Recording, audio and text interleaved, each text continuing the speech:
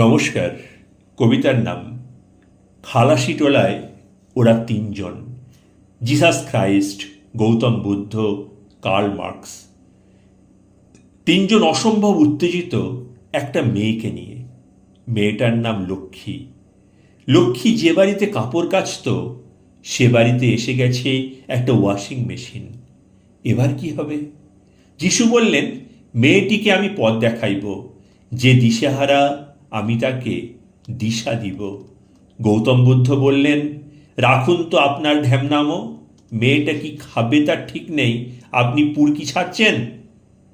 Karl Marx বললেন, Gautam sir, আপনার ভাষা এত খারাপ হয়ে গেল কেন? আমি জানতাম সোভিয়েত ভেঙে গেলে লক্ষ্মীদের অবস্থা আরও খারাপ হবে। কয়েক কোটি লক্ষ্মীকে ভিখিরি বানিয়ে উঠে দাঁড়াবে বিশ্বায়ন। খালাসিটোলার বাংলা মদে একটা চুমুক দিয়ে যিশু বললেন, লক্ষ্মীর যদি একটা রুটি থাকে ভাই বোনদের সঙ্গে ভাগ করে খাক, তাহলেই দেখবে পেট ভরে গেছে। গৌতম বুদ্ধ বললেন, আপনি যে কোনোদিন বাংলা খাবেন সেটা তো বাইবেলে কোথাও লেখা নেই। তবে এটা ঠিক, ভারতবর্ষ আর লক্ষ্মীদের ভাত রুটি স্পন্সর করতে পারবে না।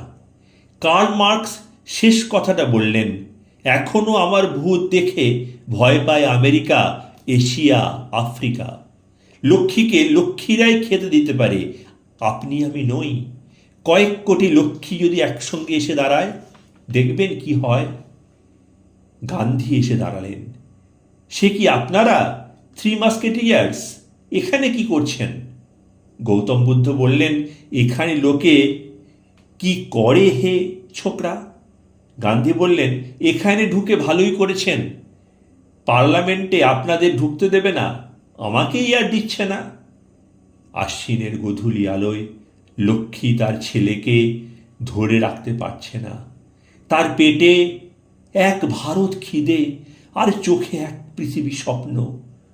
বড় হয়ে সে অমর্ত্য সেন হবে, কিন্তু খেতে না পেলে কেউ কি অমর্ত্য সেন হতে পারে? কার্ল মার্কস সব দেখে শুনে খালাসিটোলাতে বসেই কমিউনিস্ট ম্যানিফেস্টোতে একটা নতুন লাইন যোগ করলেন, লক্ষ্মীরই যদি ভাত না জোটে, কে রুটি দেবে সরস্বতীকে? ধন্যবাদ।